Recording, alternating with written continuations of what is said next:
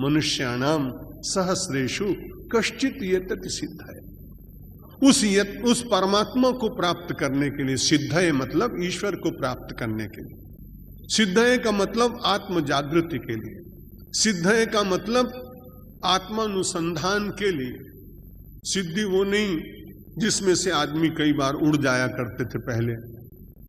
कोई आदमी आवे तो देखते उसको बता देते कि आप किस काम के लिए आए।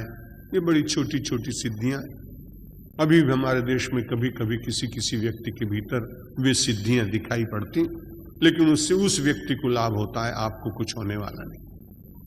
ये सबकी सार्वजनिक सिद्धि है कि जो साधना पूर्वक अपने जीवन को शुद्धता के मार्ग पे ले जा रहा है और उसके भीतर का आनंद अपने भीतर से स्वयं प्रकट हो रहा है।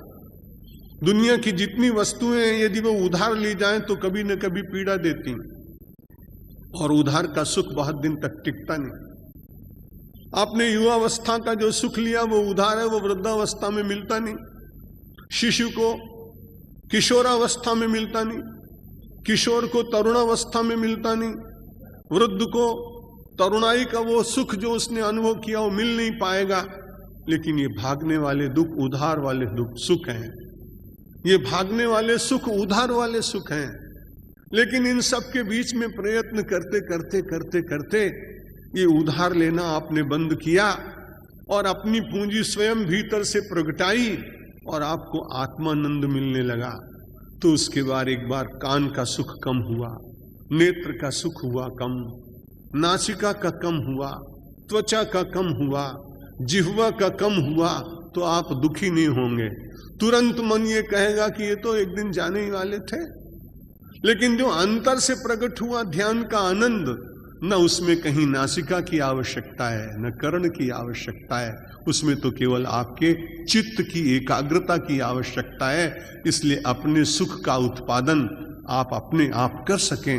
भगवान की पवित्र गीता आपके उस शोध का जागरण कर रहे। मनुष्याणाम सहस्रेषु कश्चित यतति सिद्धये यततामपि सिद्धानाम कश्चिन माम वेत्ति तत्वता। उन्होंने कहा थोड़े लोग कोई कोई मेरे इस मार्ग पर चलेंगे और उन चलने वालों में भी लोग कोई बिरला मिलेगा। कश्चित तत्वतः माम वेत्ति, जो मुझको पूरी तरह से समझ पाएगा। हम लोग भी कितने वर्षों से प्रवचन कर रहे हैं और पता नहीं कितने महापुरुष साधना कर रहे हैं, लेकिन यदि आप हमसे भी पूछें तो इस कश्चित में मेरा भी नाम कहीं आता नहीं।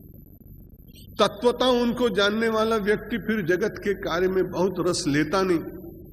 वैसे स्वामी विवेकानंद को एक बार ऐसा हुआ था, जब वो क्षीर भवानी में पहुंचे, कश्मीर में काफी यश हो चुका था, पर्याप्त यशस्वी पुरुष बन चुके थे। मां के चरणों में प्रणाम किया, कहा एक बार गुरु के चरणों में बैठकर जो अध्यात्म और आनंद का अनुभव मैंने किया था, जब मुझे समाधि लग गई थी, मैं संसार की किसी वस्तु का चिंतन न करके भी एक दिव्य सुख के अनुभूति में जी रहा था, वो मुझे फिर से मिलना चाहिए मां। आकाशवाणी हुई, अगर वो सुख मैं तुझे दिला दूंगी तो भटके हुए लोगों को मार्ग कौन दिखाएगा? इसलिए उस सुख की चिंता मत करो। जो नरक की कठिन यातना सहन करने के लिए सहस्त्रशः पुरुष अपने जीवन को पंख में डालने का प्रयत्न कर रहे हैं, उन्हें पंख से निकालने के लिए तुमको भेजा गया है।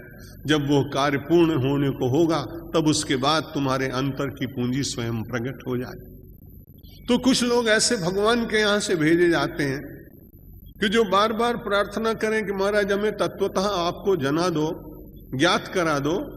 भगवान छोटा आवरण इसलिए रखता है कि जगत की सेवा उससे करानी होती उस व्यक्ति के द्वारा।